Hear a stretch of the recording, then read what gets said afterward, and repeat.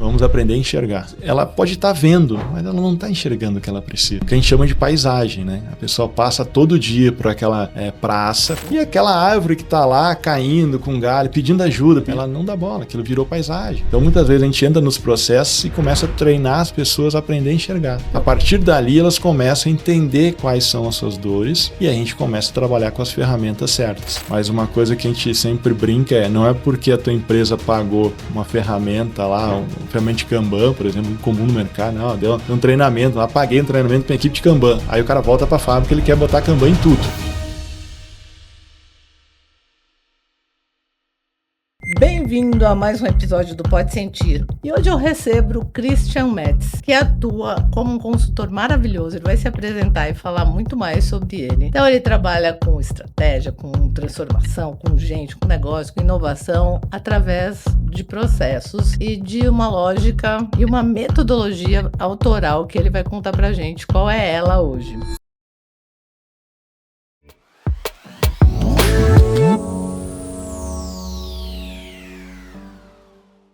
Bem-vindo a mais um episódio do Pode Sentir. Aqui a gente conversa sobre o que sustenta a liderança, mas de verdade. Não sobre o cargo, mas sobre as dinâmicas comportamentais, emocionais que rodam em volta da gente, dentro da gente, em tudo que a gente vive, né?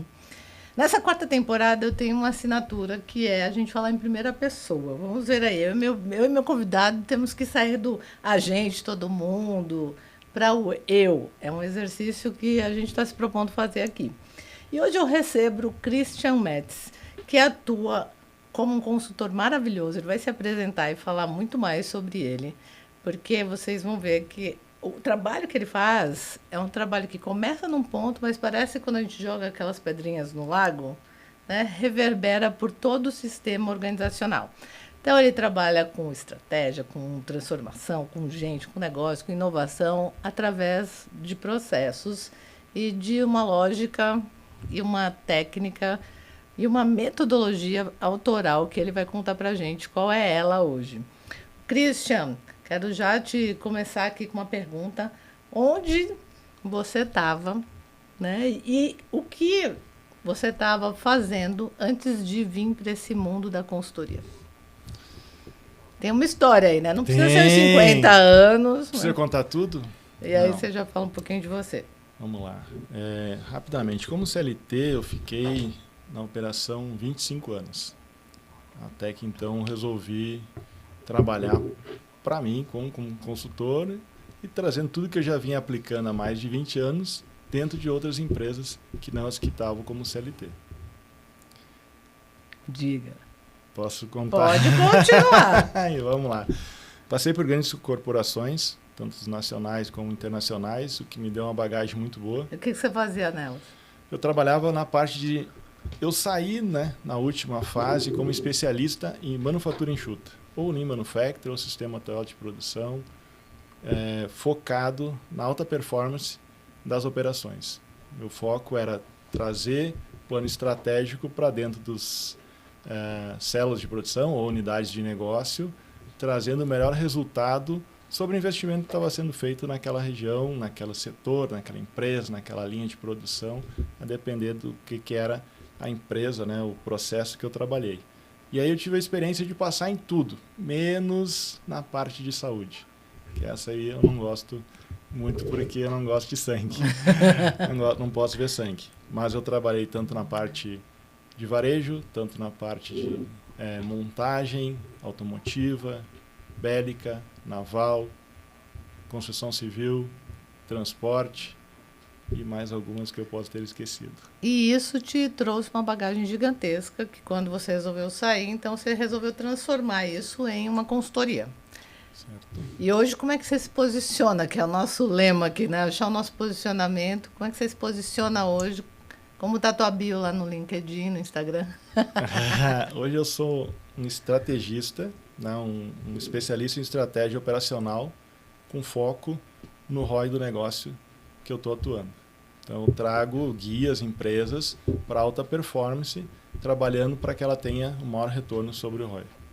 E dentro dessa tua jornada toda, qual foi a história, o momento, a situação que você se deparou com a certeza de que você era um líder estrategista voltado às questões de eficiência e que o seu negócio era olhar para o resultado? Tem uma história? Tem, na verdade, acredito em 2 momentos. Tem um momento há mais de 20 anos, quando eu entendi o que era a manufatura enxuta, o que era a excelência operacional, e eu trouxe ela para dentro do meu conhecimento pessoal. Por que eu digo isso? Não abriu só a mente como um operador, um líder que eu era na época, mas como um profissional. Eu trabalhava numa linha que tinha uma demanda mensal de fabricação de 3.800 peças. Eu nunca entreguei 3.800 peças. Em anos que eu estava naquela posição, eu entregava 3.300, 3.400. Consegui chegar a 3.500 peças, mas eu nunca entregava a demanda. Até que certa vez, hoje eu brinco, né? Hoje eu chamo de senhor, né? Porque hoje eu tenho a idade desse velho que até então contava a história. E esse senhor entrou na linha dizendo que tinha uma proposta, né, de ensino, de técnica, que poderia mudar e me levar a um patamar de entrega muito maior. No início eu achei que era realmente fora do normal, que isso não ia acontecer, que era história. Mas ok, como tudo que eu faço na vida, eu entendo, eu me dedico e crio a expertise. No segundo dia de conteúdo, eu já entendi que esse negócio tinha tudo para dar certo. Ao final de uma semana, nós terminamos o projeto, desenho dele e botamos a rodar. No primeiro mês, infelizmente, a gente não chegou na plenitude, ou seja, era para nós entregar 24.000 peças. Mas nós saímos de um patamar de 3.500, 3.300, 3.500 para 17.000 peças. Nossa. Apenas fazendo a aplicação do método. E aí eu entendi que esse método é o que eu queria para mim. E aí dali para frente fui me especializando, viajando para fora do país, entendendo todas as oportunidades que estavam abertas, para daí então formar o que hoje eu chamo de método Flow Map. É um método que eu desenvolvi, que eu trouxe toda essa expertise de 20 anos, pouco mais, né, de expertise na área de excelência de manufatura, para aplicar em empresas que realmente querem entender qual é a sua dor, qual é a sua necessidade, e aí então pegar e ter um retorno, né, sobre aquilo que está investindo, né, o que a gente chama do ROI, né, investimento sobre retorno sobre investimento. Vamos falar já do método do Flow Map.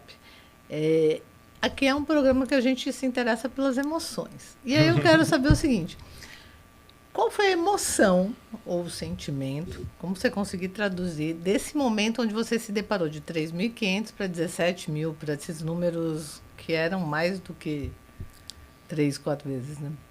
Eu acredito que a gente sai de uma descrença... A gente quem? Eu, né? Eu saio de uma parte que eu não acreditava que era possível, até porque naquele momento, com a minha clareza, com o meu entendimento, eu fazia o máximo para ter retorno, e não tinha o retorno que era atender a demanda que o cliente estava demandando para a empresa. Então, eu entendi que eu fazia o máximo, mas eu não tinha método. Então, naquele momento que eu entendi o que é um método, o que é realmente criar uma ferramenta, aplicar uma ferramenta dentro de um processo e melhorar ele a ponto de ter realmente retorno sustentável. Por que sustentável também?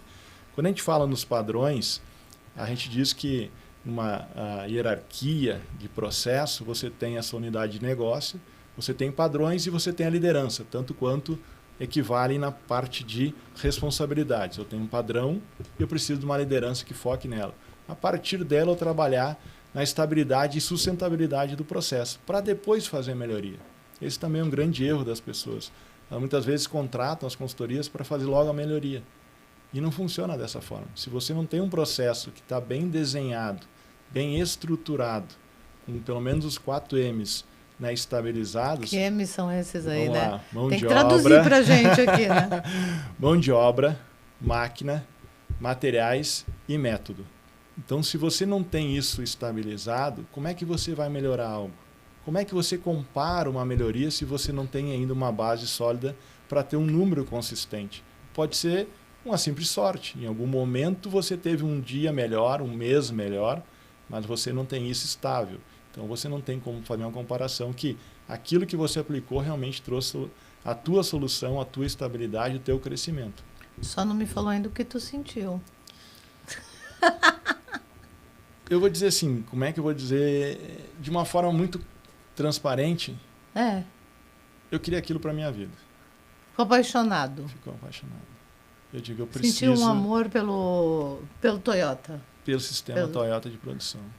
E aí, claro, estudei desde Ford, desde sistema Toyota, desde Hyundaísmo, estudei todos os métodos, teoria das restrições, Six Sigma, né, que muitos erroneamente, né, atribuem como uma ferramenta dentro do Lean Manufacturing, ou melhor, o Lean Manufacturing, ele é uma filosofia. Né, o sistema Toyota é uma filosofia, não uma ferramenta. Já o sistema Belt, né, o Six Sigma, é uma ferramenta. Sim. Então, não existe uma união sobre isso. Mas realmente entendi que aquilo traz um resultado muito bom e eu precisava entender, porque aquilo era o futuro. Aquilo é o que ia transformar, isso, claro, há mais de 20 anos atrás. Já né? ia te perguntar, ainda mais de está, 20, e ainda está como referência de futuro? Ainda assim.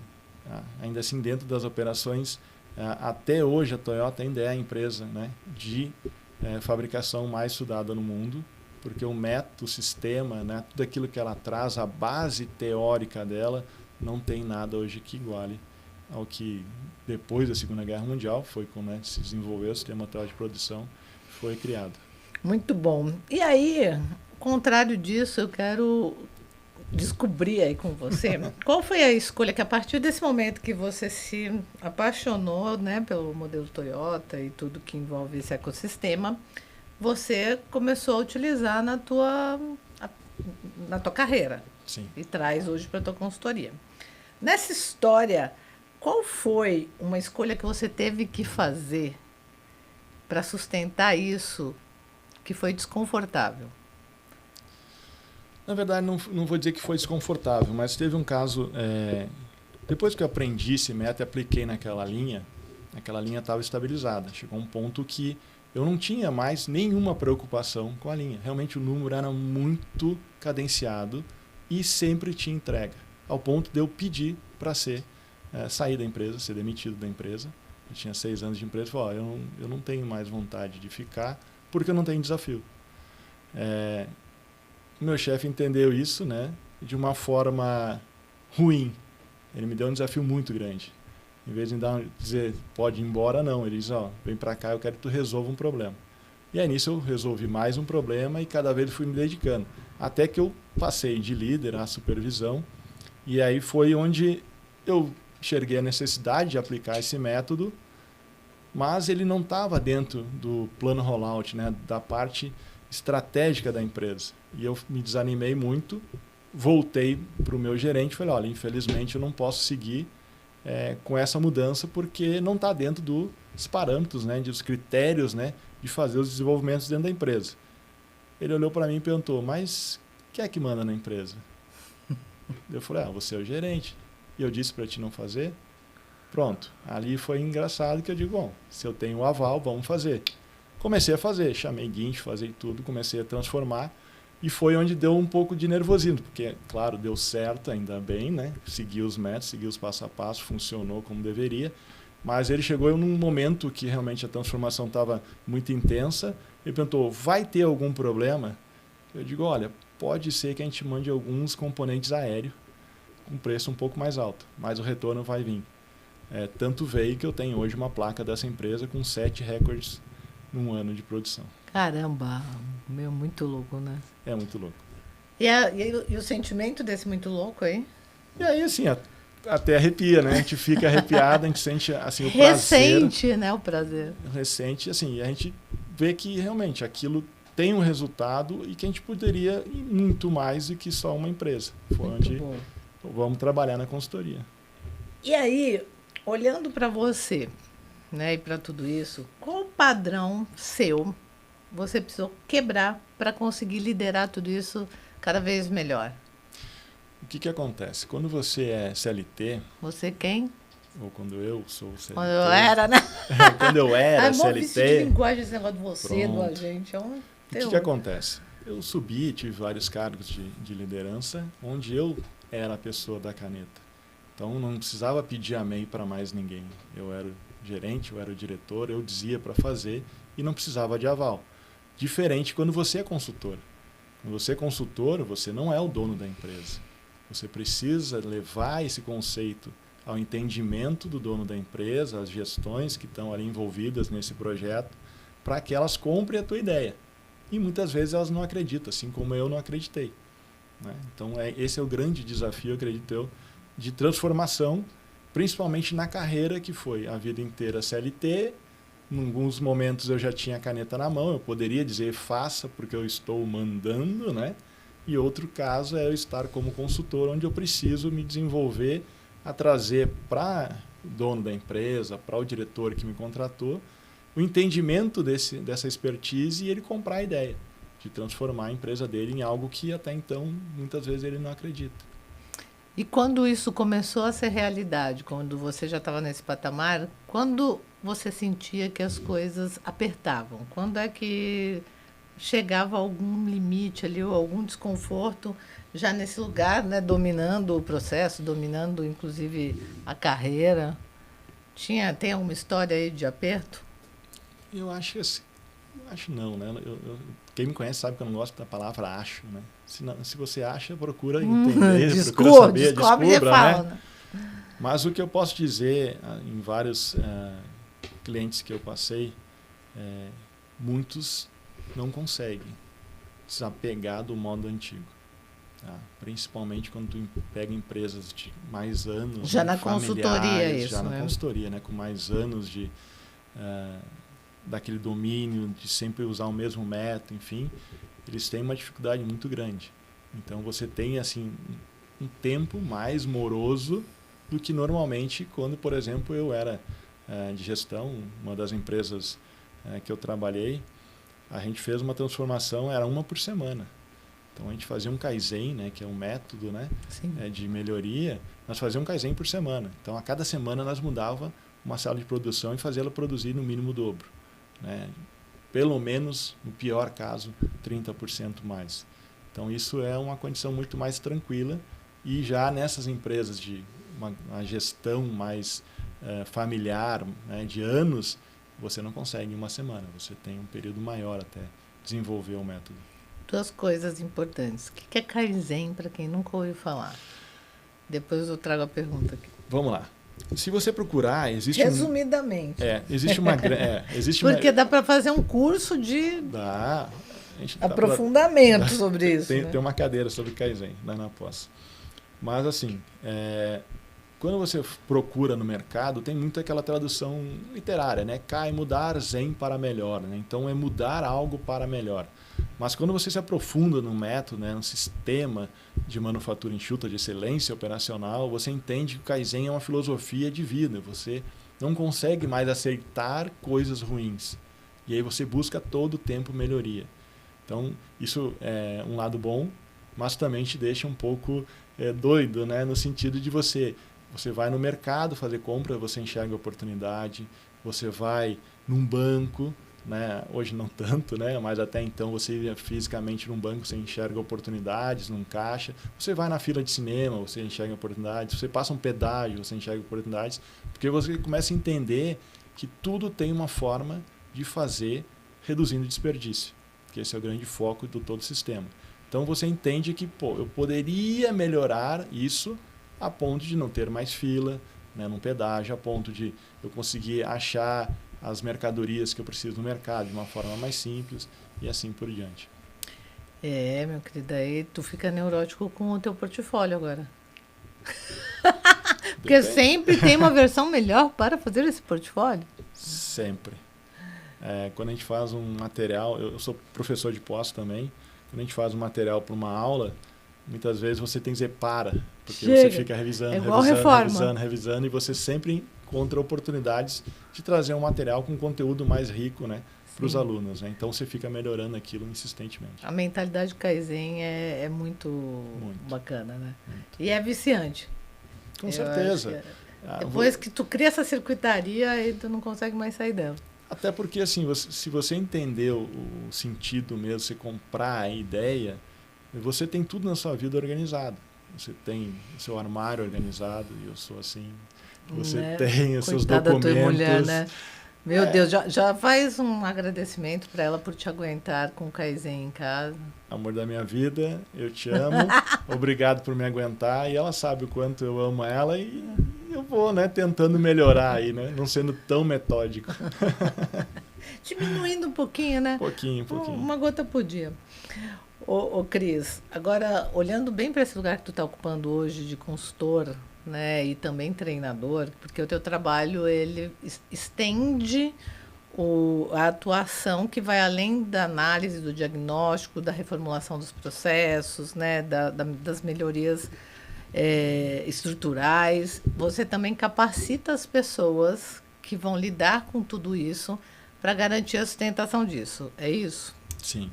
Quando a gente faz o diagnóstico, a gente até então não está muito voltado às pessoas, a gente está voltado 100% ao processo. E a gente Numa entende, primeira etapa, principalmente. Primeira etapa. E aí você entende, quando você começa a aplicar as ferramentas, que algumas pessoas têm algum gap de conhecimento. E aí você forma essas pessoas, treina essas pessoas, a ponto de elas conseguirem entender a ferramenta para poder aplicar. Hoje, o que a gente tem feito na consultoria, que a gente chama de fase 0, é uma pequena palestra, né, de 4, aí, em alguns casos a gente até estende com a prática também, por um pouco mais, mas 4 horas onde a gente passa pelo menos o entendimento de todas as ferramentas que normalmente, pelo menos as básicas, né, não as tão aprofundadas, que a gente vai estar aplicando para que as pessoas consigam se achar, se entender, conhecer o processo delas. E quando a gente falar de um rejunca, quando a gente falar de uma ferramenta, né, um Value Stream Mapping, elas sabem do que a gente está falando e de como é que aquilo vai funcionar dentro da metodologia. Porque eu não deixo nada passar sem legenda. Rejunca e o Mapping. Value Stream Mapping. Isso. Value Stream Mapping, o VSM, né, o mapeamento de fluxo de valor, traduzindo dessa forma. O mapeamento de fluxo de valor nada mais é que você, no momento que o telefone toca no seu negócio solicitando uma demanda, né, um produto, até o momento que você entrega para o cliente lá, para o cliente, na mão do cliente, todo esse mapeamento, todo esse circuito, ele é mapeado, detalhe a detalhe. Parte financeira, parte fiscal, parte de processo, para ver nesse fluxo de valor onde você tem alguma lacuna. Essa lacuna a gente vai trabalhar justamente com o Kaizen. Boa. E aí, se você tivesse que ensinar em 3 passos para um líder que está ouvindo a gente aqui agora, como eles poderiam começar a aplicar toda essa mentalidade, vamos falar assim, né? Para então perceber também que pode contar com a consultoria, com a ajuda de alguém. Quais seriam os 3 passos prévios até para contratar uma consultoria e essa consultoria ser mais efetiva? É uma pergunta difícil. Porque você gosta de fazer tudo, né? Essa pessoa, gente, que eu trabalho com ela aqui para desenvolver, ela quer fazer tudo, do começo até o fim, se deixar. É que assim, muito, né, das pessoas, dos clientes que chegam até mim, eles chegam já com uma ideia fixa na cabeça. Ontem mesmo eu estava numa palestra com um grupo e o comentário foi justamente esse. Cara, como é que funciona? Eu digo, olha, vou contar um caso. O cliente chegou para mim e falou, eu preciso demitir a minha gerente financeira. E eu quero teu aval. Eu digo, tudo bem, então me dê pelo menos um mês. Isso estava no CLT? Não, isso já estava na consultoria. Já estava na consultoria, e na consultoria ele pediu... Pediu, na verdade, assim... Tu podia ter dado o telefone da DAI para ele para terapia. Ele precisava de um posicionamento, né? Ele estava, e eu vou dizer, mas o que acontece? Eles vêm com uma ideia que o problema deles é aquele. E eu falei, olha, eu preciso entender o processo e eu vou te dar um aval. Né? Eu, quando fui engenheiro de qualidade, pelo menos para ter um motivo, né? Eu fui engenheiro de qualidade no processo da GM. O que acontece? Vinha muita coisa para assinar o BIPAP. O BIPAP é a portfólio, ali, vamos dizer, a ferramenta, né, que você assina dizendo que aquele produto pode ser montado no veículo. Vamos falar de uma forma bem simples. Mas o que acontece? Quando o cliente chega, ele chega com uma ideia muito fixa. Preciso demitir a minha gerente financeira. Eu falei, ok. Só que como um bom conhecedor de processo, eu falei, deixa eu olhar teu processo e eu te dou uma resposta ao final do mês. E a gente faz uma avaliação.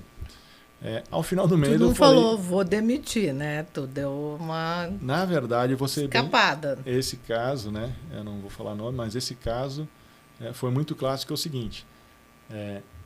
No final, o diagnóstico foi, se você demitir a gerente financeira, vai piorar. Você fecha o CNPJ. É a única pessoa aqui dentro que está fazendo o que outros deveriam fazer para manter a empresa aberta. E isso respingou muito na diretoria, que infelizmente é uma empresa familiar, e aí a gente teve aí alguns problemas aí de relacionamento. Probleminhas pessoais. Porque assim... Falei que precisava da terapia logo no começo. Eles têm, né, uma ideia muito fixa e eles querem, às vezes, uma pessoa para dar um aval. Né, que é uma expertise que a gente tem já de negócio, de processo, para validar aquela ideia deles.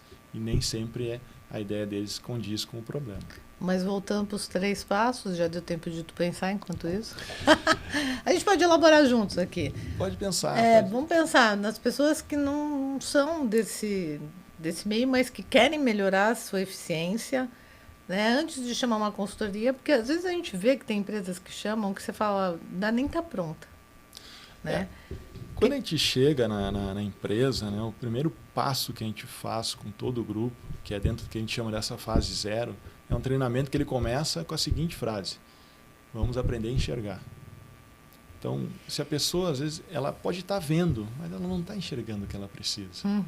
O que a gente chama de paisagem. Né? A pessoa passa todo dia por aquela praça, corre, né, naquela praça todo dia, e aquela árvore que está lá caindo com galho, pedindo ajuda, pedindo água para aquela pessoa, ela não dá bola, aquilo virou paisagem. Então ela já não consegue mais enxergar. Então muitas vezes a gente entra nos processos e começa a treinar as pessoas a aprender a enxergar. Tem um método, enfim, que a gente usa, mas traz as pessoas para aprender a enxergar. A partir dali elas começam a entender quais são as suas dores reais e a gente começa a trabalhar com as ferramentas certas. Porque existe uma gama de ferramentas. Mas uma coisa que a gente sempre brinca não é porque a tua empresa pagou uma ferramenta lá, uma ferramenta de Kanban, por exemplo, comum no mercado, não, deu um treinamento lá, paguei um treinamento para a equipe de Kanban. Aí o cara volta para a fábrica, ele quer botar Kanban em tudo. E para quem conhece o Kanban sabe que a primeira coisa que se faz quando implementa um Kanban é tirar o Kanban. Porque ele tem aí uma metodologia, enfim, né? Mas não é assim. Você precisa enxergar. E as pessoas às vezes não enxergam. Elas passam pelo problema, elas têm aquilo ali e entendem que aquilo é normal. E não é. Então a gente poderia falar que um passo desses 3 passos que eu estou querendo construir aqui contigo para ajudar a nossa audiência poderia ser o próprio contratante, vamos falar assim, que às vezes, até é legal você falar quem é o seu contratante daqui a pouco, né? Ele comece, de repente, a ampliar a visão, né? Sair, tirar o modo paisagem, colocar uma nova lente para começar a enxergar aí algumas oportunidades que ele está no piloto automático e não está vendo. Sair do piloto automático poderia ser um passo. Sim, com certeza. Para sair do piloto automático faz sentido a gente pensar que uma forma boa que eu vejo às vezes a gente não consegue sozinho, né? Mas se eu fizer, por exemplo, um forms e distribuir para o meu time, perguntando o que eles veem de oportunidades, tem que ter coragem, né? Porque daí depois não vai ter como desver. Compõe esse primeiro passo aí de ampliar a visão e sair desse ponto cego, sabe? Quando a gente faz o trabalho, eu não gosto muito da ideia do Forms, porque no Forms a pessoa nada mais vai fazer do que trazer os vícios que ela já tem. Então ela já vem com aquela ideia dela, entendeu? Daquela pessoa que fica, né, o dia inteiro dizendo, olha, aquilo ali não é legal, aquilo não é legal. Aí vai aproveitar o Forms. E ela vai aproveitar o Forms para trazer aquilo e dizer, viu, todo mundo falou que aquilo não é legal e aquilo realmente então precisa ser melhorado. O que normalmente a gente faz, nesse treinamento do Aprendendo a Enxergar, é justamente usar algumas imagens, que a gente força a pessoa a criar, né, uma visão, né, enxergar de uma forma diferente. E na prática a gente acompanha essa pessoa no dia a dia, numa tarefa dela e diz, olha, o que tu está vendo? Como tu está vendo? E aí diz, olha isso aqui, e aí? E aí tem ali, né, um passo a passo que a gente vai seguindo e aquilo vai mudando, né? E aí, voltando ao clássico, Adams óbvio, né? O óbvio tem que ser dito. Por mais que a pessoa entenda que isso é normal, não é. Então, algumas coisas que as pessoas entendem, não, mas isso é intrínseco ao processo. No fui engenheiro de qualidade, toda vez que não se sabia a causa raiz, vinha essa palavra, né, intrínseco ao processo. Não existe intrínseco ao processo. Existe uma escolha. O que acontece pensando como engenharia? Existem intolerâncias, ou é aceita ou não. Mas você não pode dizer que uma falha, ela não é uma falha. Não é intrínseca ao processo. Com certeza não. Acabou essa desculpa. Acabou essa desculpa. E aí, construímos um passo, pelo menos, hein? Daqui a pouco a gente pensa em outro. Vamos lá. Quem são as pessoas que realmente podem se beneficiar com o que você proporciona para as empresas? Claro que a empresa como um todo, É o ela órgão, o trabalha fim, né? porque a gente foca no ROI, né? Para que ela tenha ali um resultado. Mas a liderança é o principal foco, né? Você trazer a liderança para esse entendimento, por quê? Porque ela que vai puxar o time dela para enxergar como ela enxerga, para trazer essa visão de paisagem como algo ruim, que precisa ser melhorado. Então, usando um pouco, né, do Toyota, as pessoas, né, um funcionário Toyota, todo dia ele tem que fazer melhoria. E para nós, fazer uma melhoria é quase com um evento. Né? Olha, hoje eu vou arrumar aqui a minha gaveta, hoje eu vou melhorar o meu armário. E na verdade não, aquilo é uma coisa cíclica que você tem que estar todo dia em busca da melhoria. Olha, tu sabe que tu falando isso, tu me lembrou maridos. Maridos são um pouco assim, né? Eles funcionam desse jeito. Eles lavam uma louça e eles falam, lavei a louça! Olha, isso é um evento. Tem uma brincadeira que a gente faz durante o treinamento, principalmente de Kanban, que diz assim, vocês entenderam Kanban? Entendemos. Então deixa eu só dizer uma coisa que é para a vida de vocês. Mas é para a vida mesmo. Não levem isso para a esposa de vocês. Porque senão em casa vocês vão ter problema. Vai acabar o casamento. Vai acabar o casamento. Não tentem criar um Kanban no armário, na despensa, nas coisas dela, tipo... Comprou um sapato novo, né, uma sandália nova, a velha tem que sair. A tese do Kanban é sai um, entra outro. Você tem que criar isso nela. Aí eu digo, nessa casa, né, em casa... Não leva o Kanban. Deixe fora isso. Você não falou para quem não sabe aqui do que se trata o Kanban, bem resumidinho. O Kanban, os ágiles, né? O sistema ágil aí, que me perdoe. Os agiles da vida. Os agiles da vida. Aí eles usam o Kanban, mas de uma forma errônea. Isso tem literatura. Não é eu que estou falando, tá? Não é um dizer meu. Mas vamos lá. O Kanban, em tese, ele é muito simples. Nada mais é do que quando sai uma coisa, entra outra. Então, se eu tenho um fluxo de produção, onde eu preciso abastecer esse fluxo com uma demanda, eu preciso saber o meu tempo. Aí, claro, entra uma série de números que a gente tem que considerar, mas imaginem que, ao mesmo tempo, para quem é mais antigo vai lembrar do McDonald's, ele trabalhava dessa forma, ele tinha uma prateleirinha onde tinham todos os Mac prontos, e ao momento que saía um, automaticamente demandava a fabricação, né, ali a fazer um novo hambúrguer. E aí você sempre tinha aquele hambúrguer pronta entrega. Então, o Kanban é nesse sentido. Você tira um hambúrguer, automaticamente já gera um cartão Kanban ou um ponto de disparo para fazer um novo hambúrguer e repor. A ponto que todo momento que você for lá, tenha um produto ali, tenha um hambúrguer disponível. Isso é Kanban, ou seja, sai um, entra outro. Da forma bem simples. Agora, claro, se você for comprar um livro de Kanban, ele não pode só falar isso, que aí não vai pagar o preço que vai ser cobrado. Então, ele vai ter uma série aí de Kanban triângulo, Kanban de cartão, Kanban de disparo, Kanban, mas da forma muito simples. A alma do Kanban é isso. Entra outro. Show, boa. E a gente estava falando do público que pode se beneficiar, né? Então, a gente está falando dos líderes, dos empresários, que também, obviamente, têm interesse em eficiência. Quando a gente está falando de gente, o que você aprendeu sobre gente que nenhum sistema Toyota poderia te ensinar durante todo esse processo? Fazendo processos, né? As pessoas não entendem de uma forma tão simples. Agora tu acabou de falar, as pessoas têm uma deficiência cognitiva.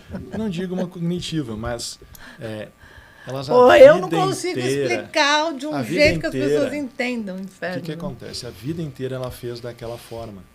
Então, ela sair daquele método para ela é muito difícil. Então, tu aprendeu que as pessoas são resistentes. Tem muita resistência. E aí o que acontece? Você tem que fazer isso de uma forma um pouco mais cadenciada. Como você lidou com isso? Assim, Imagina o que eu falo. Imagina você pegar e dizer, ó, meu filho nasceu e no outro dia ele estava participando de um triatlon. Não funciona assim.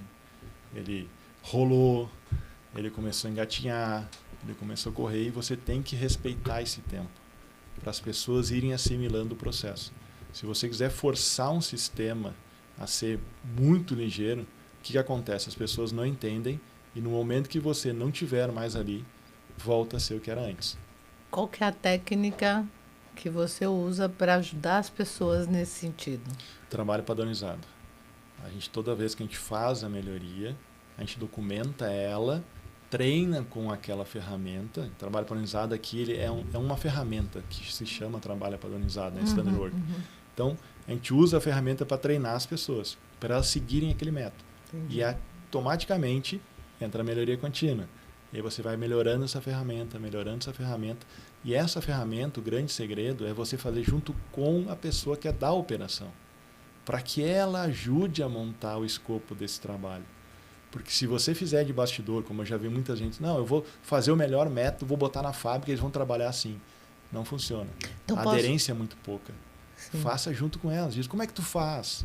Como é que você trabalha isso hoje? Como é que é o teu dia a dia? Boa. Você cria isso junto com ela pelas palavras dela. Então é possível dizer que você é um aliado daquele empresário desesperado que cansa de falar e não consegue o que gostaria. Né? O método goela abaixo, né? Aquele que a gente força as pessoas a fazer porque é assim, tem que fazer assim, né? Isso não funciona. E muitas vezes, né, as pessoas criam ali uma resistência maior ainda, porque elas não conseguem entender e aí fica pior. Quando você cria o trabalho padronizado, né, usa a ferramenta de trabalho padronizado junto a essa parte operacional, eles começam a enxergar junto com você, eles começam a entender junto com você, e aí você vai melhorando.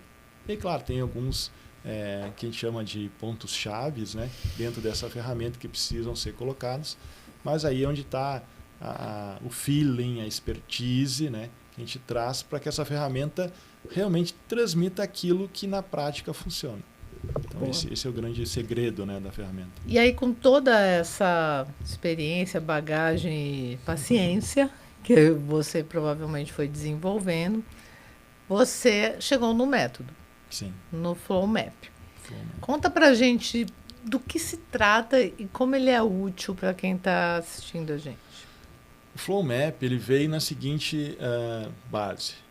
Muitos empresários entendem, o meu processo não tem problema. O meu problema não está no processo, está nas pessoas. Beleza. O Flow Map ele inicia com assessment. Você entra, né, na página do Flow Map, você vai fazer o assessment e ele vai te dar um diagnóstico. E a partir do diagnóstico que a gente vai trabalhar com esse gerente, diretor, dono da empresa, enfim, que fez o assessment, qual é a forma que ele vai conduzir as ferramentas corretas para ele começar a entender a solução para cada desvio do 100%. Ou seja, ele precisa ter 100% de performance, ele precisa ter 100% de produtividade, mas será que ele tem? Quando faz o assessment, pode ser que ele não alcance, que é o que a gente entende que hoje no Brasil a nossa produtividade é muito ruim. Para ter ideia, a última vez que eu acompanhei, nós estávamos com performance de 21, contra países com mais de 160. Caramba. Então, ou seja, a nossa mão de obra ela é muito defasada perto de outros países. Então, quando ele faz o assessment, ele identifica isso e aí ele quer saber, como eu posso ir corrigindo para que eu tenha uma performance, tenha um rendimento maior sobre aquilo que eu estou tendo que fazer todo dia, produzir todo dia, entregar todo dia. Então, o assessment trabalha nessa forma. E aí, a partir deste resultado, você vai lá e atua. Hoje, o que a gente fez? Para facilitar e para as pessoas terem um maior entendimento, a gente liberou um assessment grátis, onde os empresários eles entram, fazem um assessment e ele automaticamente vai direcionar para o e-mail dele todo o diagnóstico e ainda possibilita marcar uma reunião com um especialista do grupo, né, dentro da nossa empresa, um especialista que vai ajudar ele no desdobramento daquelas necessidades que ele tem. Dependendo do resultado, vai para um tipo de especialista. Sim, porque pode ser que ele tenha uma deficiência numa área que o especialista tem mais conhecimento. Então, vamos dizer, se tiver um problema financeiro, com certeza vai vir um consultor financeiro que vai dar o apoio. E além dos resultados de assessment que você deve estar recebendo, mas no teu histórico pregresso aí, quais são as deficiências mais comuns, mais repetidas, que mais se identifica no dia a dia, assim? Imagina que chegaram 1000 assessments. Qual é a mais potencial? Produtividade. Produtividade é sempre Produtividade. um calcanhar de Aquiles. Hoje, de uma forma bem geral, e aí que eu falo que eu já tive a oportunidade de trabalhar em várias áreas, né? Transporte, bélica, naval, alimentícia, né? Construção civil, todas têm uma dificuldade muito grande na área da produtividade. A produtividade é muito baixa. Se você também puder, usando tacitamente a tua experiência, né? Não estou falando de pesquisa científica, mas da tua experiência. Ao que se atribui mais essa baixa produtividade? Ao fator humano, à infraestrutura, à questão mesmo da falha nos processos? Que no fim tudo vai envolver a gente em algum nível, né? Sim. Mas poderia dizer assim, a falha no processo. Mas o processo de orientação das pessoas no que ela precisa na utilização. fazer. O que é, quando a gente fala para um trabalho padronizado, qual que é o resultado do trabalho padronizado? Isso a gente usa com conhecimento para todos. Tudo que a gente for aplicar, você dizer qual o resultado esperado você quer. Então, quando você faz uma reunião de resultado com a tua equipe, o que tu espera dessa reunião? Quando você aplica uma ferramenta, o que tu espera dessa ferramenta? Olha, espero que não tenha mais essa falha, espero que não tenha mais esse atraso. E aí, quando a gente vê como as pessoas não têm isso muito bem estruturado, acaba gerando o quê? Essa falha de produtividade. Então, ela não está atribuída à pessoa. Ela está atribuída a você não ter um processo bem desenhado no qual você possa direcionar essa pessoa a ser um funcionário, um operador de alta performance. Como é que eu vou dizer para o funcionário, você não está performando se eu não disse para ele o que eu espero dele? Então, quando a gente faz da produtividade, mas a produtividade está muito ligado ao processo mal desenhado. Quando você vai desdobrar essas constatações com os teus possíveis clientes ou já clientes, quais são as emoções que você experimenta ao ter que dar essas má notícias muitas vezes? Porque ninguém gosta de ser portador de má notícia, só consultor, né? Falo, gente, consultor tem que ter uma aula específica sobre portador de má notícia. Alguns entendem de uma forma positiva, mas nem todos. Alguns quantos? Assim, 10%? Não, a grande maioria. Até porque, assim, ao longo do tempo a gente foi lapidando muito a forma, né? Principalmente... A forma de dar uma notícia. Eu falo isso muito por mim. Quando eu saí do CLT, era eu que mandava. Então, eu não precisava pedir amém. Eu não precisava... Eu via o resultado e sabia, né, pelos cálculos estatísticos que a gente montava, que aquilo tinha que fazer daquela forma para dar o resultado. Quando você fala para alguns... imagina você está dizendo... Tem um caso, né? Eu falei para ele, olha... Com menos de 100 mil, você vai entrar mais de 1,2 milhão no faturamento. Será? A pessoa até fica em dúvida. A pessoa fica em dúvida, né? Mas, de novo, não foi um achismo. A gente trouxe baseado em números. Mas tem uma necessidade daquela pessoa se convencer daquilo. Então, a persuasão, né? No sentido de deixar as pessoas muito confortáveis com aquilo que você está fazendo, acredito que seja um grande desafio. Ou seja, tem aí uma necessidade de construir uma relação de confiança. Pronto, esse é um ponto importante. Eu tenho 2 casos assim extremamente opostos. Mas por quê? Eu tenho mais de 5 anos de convivência, onde ele liga para mim e diz, cara, compra isso. Ele, beleza, vamos comprar. E outro onde eu digo, precisa ser dessa forma. Será?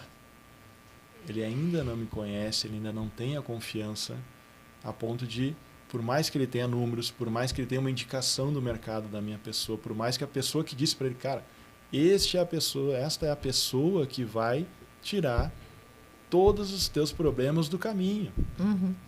Ele, ok, vamos contratar, ele contrata, ele fecha, porém, na hora de fazer a execução, ele pensa. E claro, imagina, ele construiu um patrimônio de milhões, clientes que faturam milhões por mês. Aí vem uma pessoa que até então ele não conhece, dizer para ele, olha, tudo que tu faz nós vamos inverter, vamos mudar um sentido, vamos mudar a forma de você conduzir isso aqui. Aí ele olha, eu fiz milhões e esse cara veio hoje dizendo que eu... Então você precisa criar uma relação de confiança. E aí você precisa, como eu falo, pouco a pouco, e trazendo quick wins, né, os ganhos rápidos, para que ela venha cada vez mais confiando em você até o ponto de você dizer, pode fazer. E ela vai lá, faz e não te pergunta nem o que é. Ela faz. Já sabe que porque vai dar já bom, né? ela já tem a confiança, já entendeu em outros projetos que a gente fez que o resultado acontece. Que é sério. Que é sério. Boa. E aí, que você, pra gente começar a amarrar as coisas aqui, né? E daqui a pouco começar o nosso fechamento, o que um líder dentro de uma organização pode fazer que sabota todo esse trabalho? Ainda na minha visão, procrastinar. O líder ele não pode ficar em cima do muro. Ele pode tomar decisões erradas? Pode. Erre rápido, retome a posição correta e siga em frente. Quanto mais ele fica, deixa eu ver, não, vamos espera mês que vem, deixa virar o ano. A gente tem umas síndromes muito tensas no Brasil, que é a virada de ano e o tal do carnaval. Parece que essas duas... O tal do carnaval é ótimo, né? Já dá pra ver que ele adora um carnaval, só que não. Eu não sou tão fã. Mas assim, o que a gente vê aqui... Isso porque ele mora onde? Em Pernambuco. Não, gente. Como é que a pessoa pode? Ele sai do lugar só pra sair da muvuca. Né, meu amor, fique tranquilo, eu adoro carnaval. Lógico. O que acontece? Eles ficam nessa ideia de, não, vamos esperar amanhã, vamos esperar fechar o mês, deixa melhorar as coisas. Então, o que a gente fala tá claro, se não tá claro, a gente esclarece, mas no momento que você tem a clareza, tome uma decisão. Você pode até tomar a decisão de não fazer. Não quero seguir esse caminho. Porque tem muitas coisas que a gente faz que realmente são muito radicais dentro das empresas. Então, tem linhas de dizer, olha, cara, na posição que a gente está hoje, para o que tu quer como objetivo, a intervenção ela tem que ser um pouco mais agressiva. Outros têm um objetivo que a gente consegue fazer com um tempo mais tranquilo, ao longo de 6 meses, 1 ano. E tem outros que querem um objetivo e, olha, para o teu objetivo a gente tem que ser extremamente agressivo. E aí elas ficam procrastinando, muitas vezes mais do que deveria. Então o líder, o que ele precisa? Entendeu? É isso que eu quero, é isso que vai dar resultado? Faça. Deu errado. Entende o problema, corrige, faz de novo. Eu tinha uma linha de produção que eu assumi apenas para orientar e acabei assumindo outras coisas dentro dessa companhia. Mas quando a gente falou, olha, veio a ideia da melhoria de um analista, falou, olha, a melhor coisa é se nós trabalhássemos dessa forma, com um produto central. Falei, ok, pode fazer. Não, a gente já fez no passado, deu errado. Aí eu pergunto, ok, por que deu errado? Foi silêncio. Ele falou, não sei, então é o seguinte, ó, amanhã você vai virar a linha. Mas vai dar errado, eu digo, eu sei. Só que aí você vai entender. Vai descobrir o porquê. Você vai entender. E aí a gente ensinou algumas coisas que ele precisa olhar. Falou, tu vai olhar com esse viés aqui. Para evitar o caos. Para evitar o caos, claro. A gente tinha plano de contenção. Ninguém é doido, né? Ninguém para a montadora sem plano de contenção. Então a gente fez algumas estratégias de contenção e falei, vira a linha e testa. Anota o que deu errado, trabalha nela e refaz. Essa ideia, esse trabalho, para você ter uma ideia, quando eu entrei, eles produziam 45 máquinas, e aí isso não pode estar gravado, né? Das 5 da manhã às 9 da noite. Tem um erro de RH aí no meio, no horário aí, que não aconteceu, isso eu não falei. Depois de um ano, nós produzíamos as mesmas 45 máquinas das 7h30 da manhã às 15 para o meio-dia, quando nós íamos almoçar. Olha. Tá, isso é mágica? Não, isso é método. A gente foi entendendo passo a passo por que não funcionava e corrigindo. Só foi, claro, levou um ano. Só foi glória? Não. Teve algumas coisas que foram feitas, tivemos que dar um passo para trás. Mas como eu falo, você hoje está num patamar. Você deu um passo para frente, se deu errado, o que você faz? Volta um passo para onde estava, né? Volta para onde estava. Entenda o que aconteceu, tente de novo. Algumas vezes a gente tentou, não mais que 2 ou 3, várias vezes. Então tem coisas que não é tão simples. Olha, vai ali, né, o chamado tiro de sniper, né? Você vai lá e dá um tiro certeiro e resolve o problema. Em alguns casos não é tão fácil, a gente tem que ter alguns trabalhos de tentativa e erro ali, fazer alguns ajustes, mas sempre melhorando. Bom. Vai. Tanto que em um ano a gente já está produzindo, porque a gente não produzia o dia inteiro no horário normal, nós produzimos na manhã. Então esse foi um bom resultado. Maravilhoso. E aí, eu sou uma curiosa para saber o que está por trás das coisas que se apresentam, né? E no teu caso, tu tem uma conexão e uma capacidade, não gosto muito do dom, mas também, quem sabe, um dom, um talento, para olhar para os detalhes e para realmente fazer os refinamentos necessários. Eu falo isso, gente, porque toda vez que eu preciso que alguma coisa acho o erro, eu mando para o Christian, ele acha rápido. Qualquer coisa que eu mando para o Christian, ele já manda de volta. Tal coisa, não sei aonde, tá não sei como. Eu acho ótimo isso. Da onde vem isso, Cris? É de pai, de mãe, de tio, de criação? De onde vem? É de tudo. Não, mas tem uma origem aí, vai. Desde pequenininho tu é assim? Não digo apegado aos detalhes? Não digo achar o problema aos detalhes, mas a minha criação dos meus pais sempre foram muito clássica em algumas coisas. Por exemplo, vamos almoçar. Não precisa perguntar o horário. É meio-dia em ponto na mesa. Pode sentar meio-dia, a comida vai estar posta.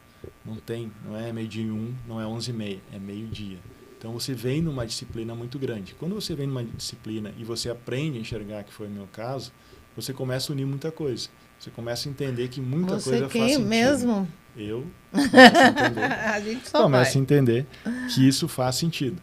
E claro, todo esse processo, né, ele tem uma construção, ele tem ferramentas que a gente precisa agregar na pessoa, né, na pessoa que a gente está treinando, no líder que a gente está treinando, no gestor que nos contratou, para que ele consiga, com os olhos dele, enxergar. E aí facilita o processo. Mas não é tão simples. Mas eu sou muito crítico. Muito crítico. Não. Eu não sei se algum dia tu percebeu isso. Não, jamais. Né? Até hoje eu nunca vi. Meus feedbacks são extremamente positivos para todos, né? Mas nunca na maneira de deixar a pessoa para baixo. Fazer ela sempre crescer. para contribuir. Né? Para contribuir. Sim. Então, eu conto até uma história bem interessante que nós saímos da montadora e naquela sexta-feira estava muito intenso e vamos almoçar fora, pelo menos para dar uma relaxada e depois a gente volta, porque a gente estava na fase de desenvolvimento, enfim. Saímos logo, próximo da empresa, sentamos, começamos a almoçar.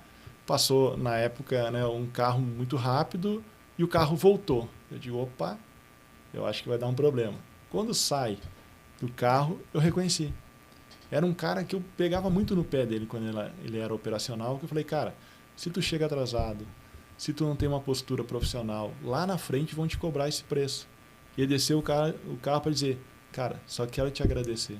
Porque tudo que tu ficou me lapidando, hoje eu sou líder. E hoje eu sou cobrado. Porque imagina como é que eu vou ser referência, né? Se a vida inteira eu fui um cara que não chegou no horário, que não cumpria, né, os padrões da empresa, que não tinha ética. Então, como é que eu posso ser líder? Então, o que tu faz hoje vai refletir no futuro. Uhum. Então, você precisa trazer isso muito claro. E, claro, sempre com foco de quem está abaixo, venha junto. Você traz a sua equipe junto. E aí você cresce com uma facilidade maior. Muito bom. Agora, para a gente fechado, eu vou fazer uma sequência de perguntinhas, bate-bola, jogo rápido, assim, meio Marília Gabriela que fazia, né? Sim. A gente tem que arrumar um nome criativo para isso. Cadê os óculos? Eu vou trocar os óculos agora. Vamos lá. Seguinte. Você, de repente, precisa completar a seguinte frase aqui. Agora, nesse momento, quando você está no seu melhor, você é? Feliz. Boa! Qual pergunta você se faz quando você está prestes a decidir no impulso? Estou até tentando achar uma cena do Christian decidindo no impulso, mas tem que ter, né? Posso contar rapidinho Pode. o que eu faço? Sim. Eu vou num canto, espero passar e volto. Quando vem o impulso? Eu não tomo mais nenhuma decisão no impulso. Quando que você tomou essa decisão? No passado eu tomava tomar? muito isso. Eu era muito impulsivo. Muito. Assim, isso... Um passado bem remoto ou pouco remoto? Bem remoto até. Bem remoto. No início da minha liderança, eu tive vários problemas. Tive excelentes gestores que compreenderam, me orientaram. A pessoa era um pouco atacada. Que eu xingava o meu diretor no viva voz, eu fazia umas coisas meio doidas, e ele falou, se tu quer crescer, aprenda a ser um bom gestor. Então, hoje, eu não tomo nada no impulso. Boa. Então, e qual pergunta você se faz quando você está prestes a esse Já foi pro cantinho, já voltou. Certo. Né? Qual a pergunta que você se faz lá no canto para voltar? Qual o resultado eu espero com isso? Boa. Qual ritual pequeno você faz quando ninguém vê e que te mantém potente, inteiro? Respiro. Tem uma técnica ou só lembrar de respirar mesmo? Entendo por que ele não está vendo. Um dia eu também não vi. E refaço. Isso a minha noiva me ensinou muito, né? Se você explicou de uma forma e ela não entendeu, não adianta você explicar da mesma forma de novo. Mude a forma de explicar. Tantas vezes quanto necessário até ela entender. As mulheres são maravilhosas, elas fazem Eu mentoria de graça. Os homens deviam pagar, gente, diária. Qual verdade sobre liderança você sustenta, mesmo quando incomoda? O líder é sempre o culpado. Ai, gente, isso é maravilhoso, né? Tem umas amigas que querem me matar. Eu não uso culpado, eu uso responsável, mas não deixa de ser, né? A ideia é ser... Você assumiu aquele papel, você já sabia que você ia influenciar, né? O teu funcionário está parado, culpa tua. Teu funcionário é ruim, culpa tua. Teu funcionário está fazendo algo errado, culpa sua. Nunca vai ser culpa de outra pessoa. Mas ele não sabe trabalhar. E se você deixou lá ele sem saber, a culpa é sua. E pronto, acabou. Não tem meio termo. Incomoda, mas tu sustenta. A bem clássica, não existe meia grávida, né? Ou tá grávida ou não tá grávida. Não tem meio termo. Pô. E a última agora, qual frase você precisava ter ouvido no começo e hoje você oferece para os outros? Aprenda a enxergar. Sem óculos. Sem óculos. Muito bom, Cris, adorei. Obrigado. E a pergunta clássica do Pode Sentir é: quem mexe mais com as suas emoções? A minha noiva. Pronto. Com certeza. Na verdade é a família, né? Família como um todo. Brincando assim, a família como um todo. Hoje, o que mexe com emoção para mim é a família. E qual a emoção que você mais gosta de sentir? Carinho de todos. Sempre me vem assim, paz, se me derem sossego, gente, já tá ótimo. Cris, muito obrigada. Deixa um recado aqui pro pessoal, onde a gente pode te encontrar, como te acessar. Mais fácil, www, né? Por mais que eles não gostem que eu diga isso, mas eu sempre sou no www.metesconsultoria.com.br. Vai lá, tem todos os meus contatos, minhas redes, um pouco do meu trabalho. E como é que escreve o Metes aí? Porque para quem é do Sul, METZ, consultoria, e para quem é do Nordeste, que nem eu agora, METZ. Obrigada, Cris, foi ótimo, adorei ter tua troca aqui. E vamos, né, seguir, que nós temos, gente, um final de semana inteiro aí juntos ainda.